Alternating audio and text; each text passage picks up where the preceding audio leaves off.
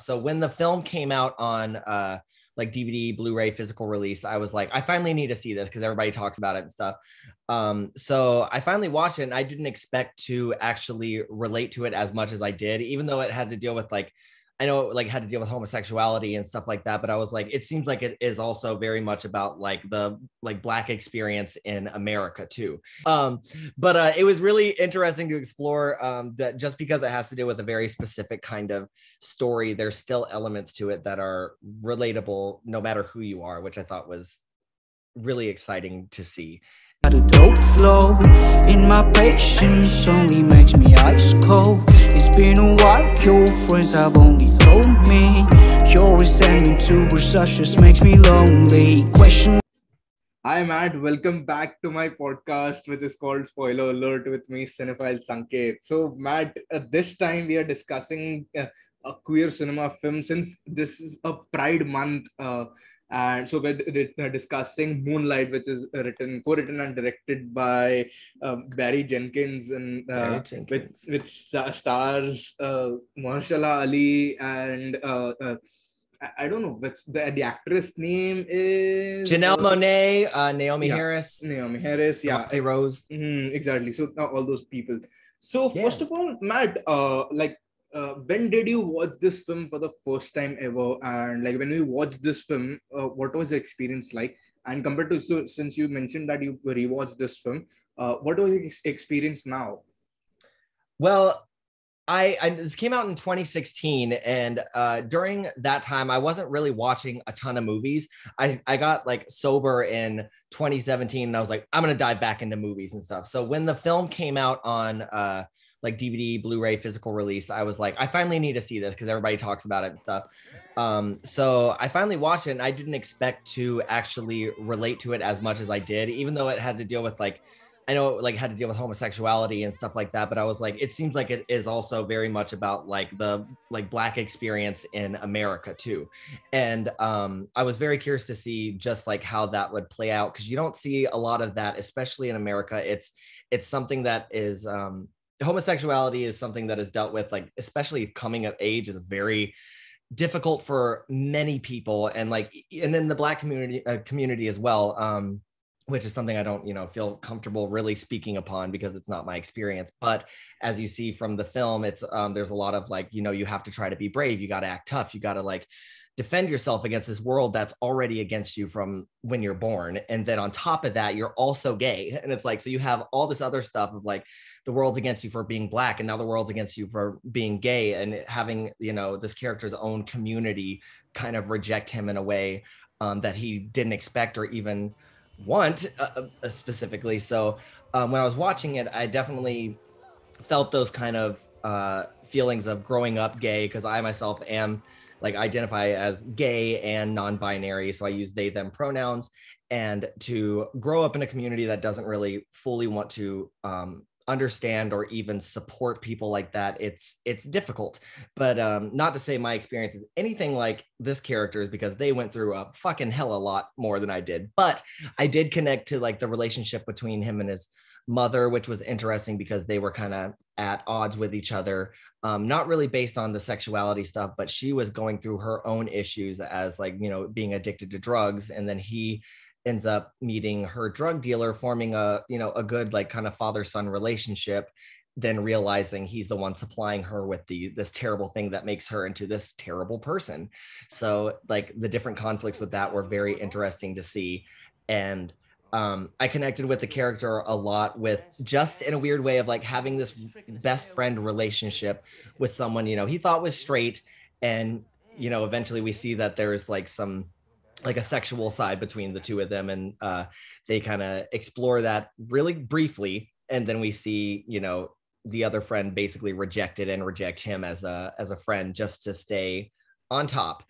And years later meeting up with this same person, and how they're like this chef in Florida, and now he lives in Atlanta. And, I grew up in Georgia and South Carolina. And then this relationship I had with a really good friend of mine who was straight, but then they moved to like Florida to become a chef. And I was just like, it's too are like very like surface level, but I was like, and so I was just like, I want to go meet up with this dude I had a crush on in high school. But it was really interesting to explore that just because it has to do with a very specific kind of story, there's still elements to it that are relatable no matter who you are, which I thought was really exciting to see. And I'm curious that when did you see it, and how many have you seen it a few times now, or did you just watch it? No. So in 2017, I watched it because in 2016 there wasn't any means or ways I can just like watch this film, since it was the talk of the town. Obviously, it was nominated for the Oscars.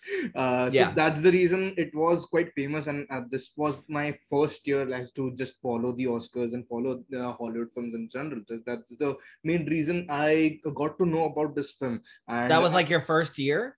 Yeah, absolutely. Of like seeing stuff. Oh, cool. That's interesting. All right. Yeah, that's the reason. Yeah. So 2017 was like my breakthrough year into world cinema. But prior to my breaking through into the world cinema, like films, I watched this Hollywood film called Moonlight, which was actually compared to La La Land, because like obviously it was like the talk of the town, and it was just like a La La Land was one announced as the best picture, but like all those mess up thing happened. So I thought like, okay, I should watch it. And like when I watched this, it was a very bold film. Like I didn't knew how to react to this film, because this concept, this thing about just growing up in your own neighborhood with like as a gay person was quite new for me, personally speaking, because I didn't watch anything related to this topic or this thing, like because as I just mentioned that this was my early cinephile days, so I didn't knew about that. Like I didn't even watch all those shows like Breaking Bad and all those things. So I didn't know how like did US had a drug problem or all those things. I also didn't know about that, but this was kind of new, and it educated me like how the lives of Black people were in I think in the state of Florida. So that was a very bold film according to me back then. But when I rewatched this film just right now, not right now, but like just yesterday before recording this podcast, I was like, wow, such a great coming of age film. Since I have also watched Boyhood now just after Moonlight, it wasn't obviously quite similar to Boyhood, but Boyhood is like a very light-hearted film, but like this is a very dark film. But I didn't like I actually completely forgot about like there was a major like all those what can I say, like getting to know about your sexuality thing. I didn't remember much of that. I just remember it like it is about queer people. So that's why I just like agreed to you. Like we had a mutual understanding to just record on this film. But when I rewatched this, like wow, I like I felt that the gay angle, having that gay romance, or I wouldn't say romance, because like it was a just very small thing, but like it was so much important to the entire like the entire film, like just growing up, being gay, being Black first of all, so and being just beaten up by those strong powerful people, like obviously like to him they were all just powerful people. So like growing up in that kind of like it I didn't feel much like so I felt more connected to that character who was in the second part of the film. The So teenager. exactly, the teenager. So I felt very much connected to that character as well. So that was actually my experience of watching and rewatching this film. So like if I may ask you, Matt, about this film, how personal was this for you? Obviously, since you are a white person, and this film is about a Black person, but still, since this the lead guy is also a gay person. How a person was this for you as well? Can you just elaborate on that? Yeah, and I think it's interesting because it's very specific to this person's story, which any movie is like that. You can relate to it on a certain degree, but it's never going to be your full story unless it's like based on your fucking life. So but like with the element of this character being queer and growing up in the South, which in America, Florida is like not really considered the South. It's like its own thing, kind of like Texas. It's weird. It's like the South is usually like Virginia, the Carolinas, Georgia, Alabama, Mississippi, and then like Florida's off on the end doing its own thing. So, but there's still like definitely, because it's a lot of like retired people there go there because of the beach and stuff like that. So it's a very different kind of setting, but there's a lot of similarities too. And there's this big like, you know, idea that being gay is like this thing that's, you don't do it, and it's gross and it's illogical and it's like unnatural and blah blah blah, like all these things that are fed through to you throughout your whole life to a lot of people. And I was fed that to not the like biggest degree as that, but you know, I had elements of it, like seeing it in like television and like seeing gay people made fun of constantly, and growing up knowing like, oh, I can't come out of the closet because people think I'm fucking weird, blah, blah, which they already think that. And if I come out, then they'll realize that I am weird. And I don't want to be this like weird sicko people don't want to be around and people constantly talking about me. And it's a weird thing to grow up in and grow up as, because you don't really know what to do with yourself because you've been told that the way you are is not good. So to have like not being able to have that kind of family or anything to like get that out of like comfortably, it sucks. And you live with this kind of like thing tearing at you your whole time while you're in the closet. And this character doesn't really ever seem to come out of the closet. It's something that he holds in, and you can see that he masks it as he gets older with this like tough exterior. And you know, it doesn't help that he was in prison and or like in jail for like a long time and stuff, so he had to do that anyways, because you know, in jail and in just like being surrounded by this like toxic masculinity, it's going to be this overbearing thing in your life where you're like, if you come out, you'll probably get killed. Like these people they see it as like a sign of weakness and just like, you know, a perversion and stuff like this.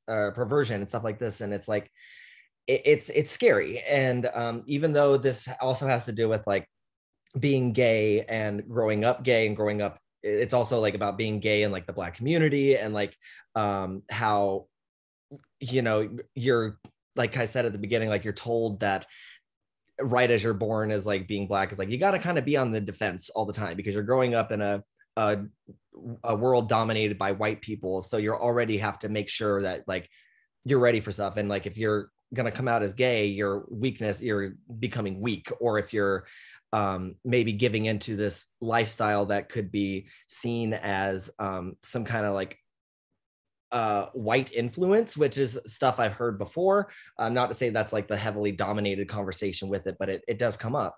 So it's just an interesting thing, especially like in America, where there are some people who are okay with it. That's what's interesting with his relationship with the drug dealer, is being like, listen, I know people call you names and shit like that, but it's great to see him kind of like parent this kid, knowing that, yeah, this kid is gay and they're going to grow up and be this way and stuff, but knowing like, hey, you also got to stay tough no matter like who you are as well. Just, you got to defend yourself anyways. And it's this conflicting thing of like, you want this kind of love, but you also have to shield yourself from different things. And to see that like he has love from this guy and his wife, and then he has his best friend who just turns his back on him, and then he doesn't really know who to turn to. And especially at a young age when you're literally learning all kinds of things, and then this at like such a interesting age, like you're taught like, oh, you can't trust people, no one's that's gonna love you except yourself, and all this stuff, like all this like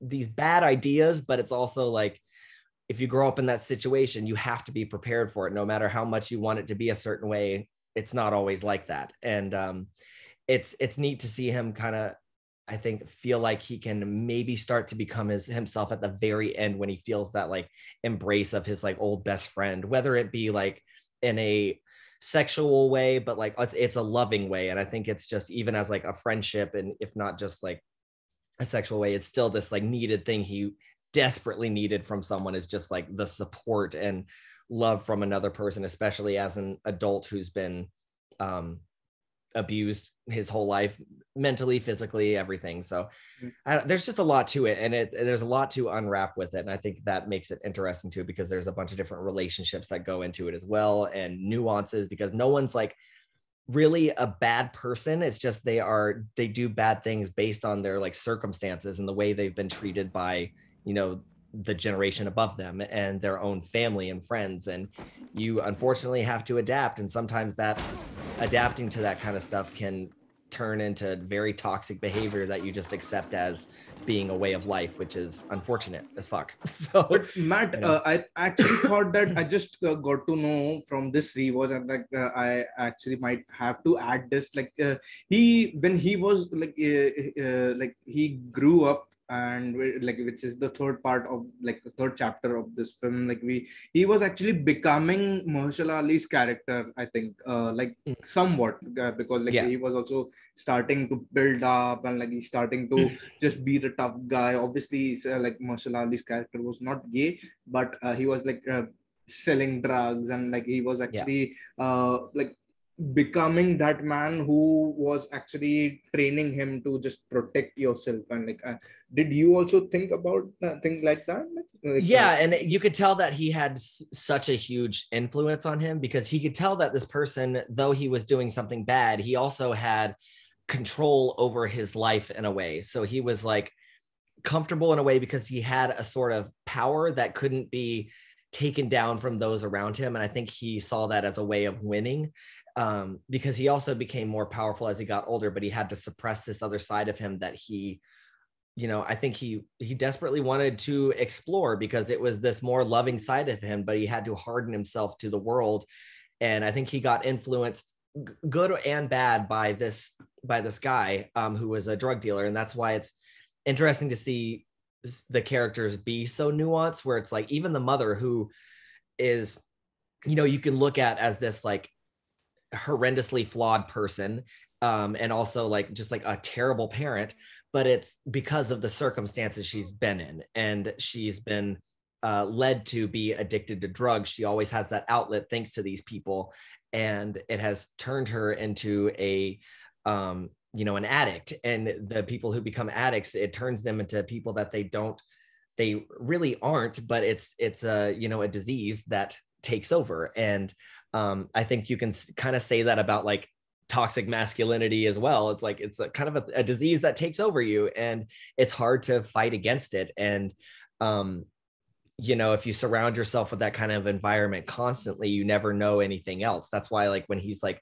rejects his like loving side of him, it's something he doesn't really get to explore. And it just hardens him to the point where he starts rejecting people all around him. And that's why it's exciting that he still has that one bit of hope at the end with this guy that he used to know, and because he saw a glimmer of like, oh, this could be something different in my life, and because his mom really didn't offer that. So it's interesting to see how your influences kind of become a part of you. So Matt, talking just about the performances, you just mentioned that Naomi Harris did a great job. How did you like other characters' performances, like other actors' performance in this film, like Mahershala Ali and other people? Yeah, see, I usually have an issue with like kid actors. It's very difficult for me to get on board with them, because I don't think they're usually in the right place unless they are not acting and they're just like on camera, like blah, blah, like being like kids. Like even in the newest film by Panah Panahi, there Hit the Road, the little kid in that, I don't know if you saw it yet, but he's just being a kid, and he's like ridiculous and obnoxious and great, not really acting. And it's like, that's the kind of performance I like to see. And in here, the kids, they feel like kids. And, you know, especially like at the youngest age, when they're like wrestling around and just kind of exploring and having a good time and stuff. I related to that, of like running around, causing trouble with my friends, and like fighting and like going into buildings that we weren't supposed to be in and doing all that kind of shit. And it felt real. And then in the middle school, like high school era, that's when that's another time when I feel like some actors, they do too much. It ends up becoming like Degrassi or like a CW teen show that's just like way too over the top. But this felt real too. And the performances were great, especially with these two young actors who were playing the best friends and having to explore like a homosexual relationship at such a young age on screen is just like it's super brave. And I hate to like use that word for like performances, but it is like, especially like for young kids and especially like young Black kids playing these like two guys that are exploring their sexuality in like high school in such a like deep and like beautiful, powerful way. I like applaud them for actually the doing guy that. the guy that who the main character liked actually Mhm. is Jerel Jerome. I am sorry if I'm like pronouncing that incorrectly. Yeah. And he actually starred in When They See Us. Like actually, I love that Yeah. show. Yeah. So like that was actually surprising to see him. Yeah, and it's In good this. to see him. Yeah, it's good to see him like have more success too, because this was such like a, and he played that role so well because they're both fighting with a lot of different feelings, and you can see that in them without them actually verbalizing it, which is just awesome to see. And even the older actor who you could see that he's kind of hardened so much to the point where there's not much emotion there, but you can tell that he's fighting it. And it's I think all three of the performances playing the same character they just match so well. And to see like three different actors playing that character, it's just beautiful. And I think they all do such a great job. I will say, with it being a story about, with homosexuality in it, I do wish the character, like the director, would have been gay, and he's not. But because I think it would have been interesting to explore that a little bit more. But I do enjoy the idea of how it ended, where there wasn't like a kiss. It was more of them just kind of like being close to each other, because I don't think it even had to fully be this romantic kind of thing. It was also just like finally having any kind of connection and not feeling bad to like, hold another man, like whether it be romantic or just like friendly. It's like, you can have this softness to you and there's nothing wrong with that. And I think that is absolutely fucking beautiful how it ends, where it's just like, we don't know if anything happens with their relationship romantically or anything. We just know that they finally have come to this moment where they can finally feel comfortable with each other and themselves. And I think that's just beautiful. And I think it ends perfectly. Absolutely. So yeah, I really like so final question, Matt, since this is a Pride month, in June we celebrate Pride month. What are your favorite queer cinema films as well, like apart from Moonlight? If you could just let around which all are the most like less talked about films as well. Okay, so I'm just gonna do like a quick rundown just of like certain things, but there's Xavier Dolan, which a lot of people know about him. He's a French Canadian director, and he does a lot of like, yeah, and like I Killed My Mother, which is a favorite of mine, of him growing up like with his mother and exploring his sexuality and his relationship with his mother. He did It's Only the End of the World, which is about a character who's visiting family with a very deep secret but doesn't want it to come out, which is it's really intense, but it's great. And then Tom at the Farm, which is about like a gay character and a gay romance, but it's not about the like sexuality of it being like, because I don't like those like forbidden love gay stories. I think it's tired and annoying. We've seen them enough. I like the other elements where like the characters are gay, but that's not the like main focus. I love that there's like other things. So that's more of like a thriller, and it's really cool. But Funeral Parade of Roses is one I can't recommend enough. This one like is one of my favorite films like in queer cinema, period. It's trippy, it's strange, it's dark, but it's just incredible. I think if you can watch it whenever, wherever you can, because it's like avant-garde and exciting. And then I'm going to say it, a lot of people probably won't, but I'm going to say Early Summer by Yasujiro Ozu, who is one of my favorite directors. You wouldn't think that this is about like a gay character, because it doesn't outwardly come out. There's just a few hints here and there where like the main character is possibly, I think she's gay as fuck. And she's dealing with this fact of like dealing with like traditions of like trying to get the woman to marry a man, and like you have to go and like be a housewife, but she's like dealing with this thing. She's like, I don't know if I want that. I just kind of want to live my own life. And it's like, girl, you gay. And it's so great. And it's only hinted at a little bit, but I love it. And then today, actually, the day we're filming this is Rainer Werner Fassbender it's his birthday, the 31st of May. So, and he's a gay director, and he made a lot of films. Fox and his friends. Yeah, haha. So yes, which is about like there's gay characters in it, but it's not about like being gay. It's about these characters and their like romance and then like deception and all kinds of stuff, which I think is awesome. It's very dark ending, but I love the ending. And then like The Bitter Tears of Petra von Kant, which is about a lesbian relationship, and it's really intense, almost filmed like a play. I think Fassbender also made this films as well, right? Ali, Fear Eats the Soul, right? Yes, which is like my favorite. I think is great, and that's like about like, you know, an interracial relationship, and it's and by like age difference too. It's that movie is just beautiful, and it says so much without saying so much, and I so good. Let me just run really quickly into little thing. Okay, so John Cameron Mitchell, he's an American film director and singer and actor, and he did Hedwig and the Angry Inch, which is a musical, like a rock musical, and he also directed Short Bus, which I know you watched, which has like, you know, actual like sex in it in the actual film, and it definitely, which is a lot to watch, I'm sure, because I was like, I wonder what Sanket's gonna think about this, but it does explore sexuality in a very interesting way, straight and otherwise. Like there's like a whole spectrum of different things with sexuality there, which I think are great. And if you like the Before trilogy, like Before Midnight, Before Sunrise, Sunset, Weekend is another one, which is very Andrew similar. High, right? The director who made like 45 years. Oh, yes. And I know he was involved with the TV show Looking, but I had no interest in that because TV shows are not my thing. But this is another, I think it's beautiful and slept upon. And then there's some hidden ones here, like Beau Travail by Claire Denis, which has to do with like suppressed like sexuality and toxic masculinity as well. It's just not as on the nose as like some things, because her approach is very poetic and like left to interpretation, but I think it's really, really exciting. And then I'll say like just one last one, House of Hummingbird, which came out in like 2018, but also was like released a few years like consecutively all over the country. So I saw it in 2020, but it's about a young Korean girl who's like exploring her sexuality, but also like it's coming of age, so she's dealing with a whole bunch of bullshit, but it's great, directed by a woman, fantastic.